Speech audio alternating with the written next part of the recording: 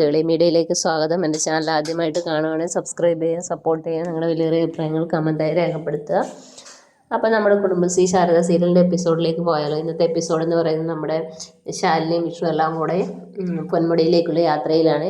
വഴിയെത്തിയാണ് കാട്ടിലെ മൂപ്പനെ കാണുന്നത്. അപ്പോൾ അയാൾ ഓരോ കാര്യങ്ങളൊക്കെ പറയുന്നു.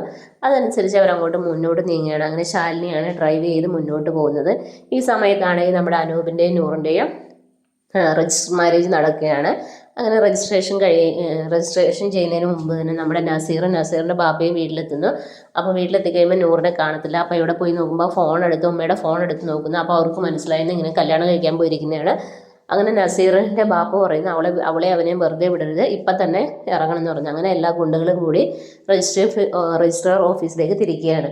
അപ്പോൾ അങ്ങനെ തിരിക്കുന്ന സമയത്ത് ഈ രജിസ്ട്രാറുടെ BA വന്നിട്ട് ഇങ്ങനെ പറയും, മക്കളെ എവിടെയെങ്കിലും പോയി രക്ഷപ്പെട്ടോ, ഈ കുട്ടിയുടെ വീട്ടിലെല്ലാവരും അറിഞ്ഞിട്ടുണ്ട്, അത് പ്രശ്നമാണെന്ന് പറയുന്നു, അവരെല്ലാം ഇങ്ങോട്ട് തിരിച്ചിട്ടുണ്ടെന്ന് പറയുന്നു. ഇത് കേട്ട ഉടനെ തന്നെ നൂറപ്പം പറയും ഇനിയിപ്പോൾ എന്ത് ചെയ്യും, ഞാൻ എങ്ങോട്ട് പോകുമെന്നൊക്കെ ചോദിക്കും. അപ്പോൾ അനൂപ് പറയും നീ വിഷമിക്കാതിരിക്കുന്നു പറയും. അപ്പോൾ അനൂപിൻ്റെ കൂട്ടുകാരൻ പറയും ഞാൻ എന്തായാലും ഒരു കാര്യം ചെയ്യും, നമുക്ക് ഒരു സ്ഥലം കണ്ടെത്താമെന്ന് പറയാം. അങ്ങനെ കാറിൽ കയറി അവരെയും കയറ്റിക്കൊണ്ട് പോവുകയാണ്. അങ്ങനെ അവർ അവിടുന്ന് ഇറങ്ങിപ്പോയ സമയത്ത് ഈ നസീറിൻ്റെ ബാപ്പയുടെ രജിസ്റ്റർ ഓഫീസിലേക്ക് വരികയാണ്. അപ്പോൾ രജിസ്ട്രാർ ചോദിക്കുന്നു ഇങ്ങനെ നൂറെന്ന് പറഞ്ഞ കുട്ടിയുടെ വിവാഹം കഴിഞ്ഞു എന്ന് ചോദിക്കും.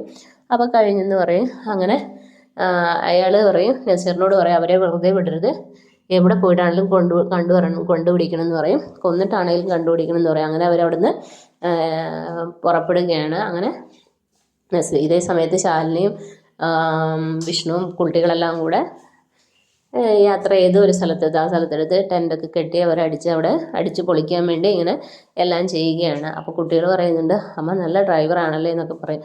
അങ്ങനെ അവർ സന്തോഷിച്ച് ഉല്ലസിക്കുകയാണ്.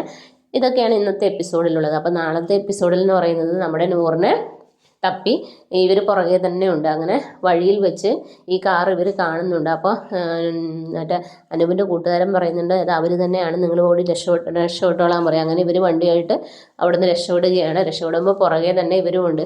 എന്തായാലും അവരെ പിടിക്കുമെന്നുള്ളത് 100% ഉറപ്പാണ്. പക്ഷെ അതിനു മുമ്പ് തന്നെ അവർ രക്ഷപ്പെടാനുള്ള വഴി എന്തെങ്കിലും ഒരുക്കുമായിരിക്കും. കാരണം അല്ലാതെ നൂറിനെ വിട്ടുകൊടുത്തിട്ട് അനൂപ് ഒരിക്കലും ഇനി നിന്ന് കൊടുക്കത്തില്ല. ഇതേ സമയത്ത് നിന്നാണെങ്കിൽ നമ്മുടെ വിഷ്ണുവിൻ്റെ വീട്ടിൽ പോലീസുകാരെത്തുകയാണ്.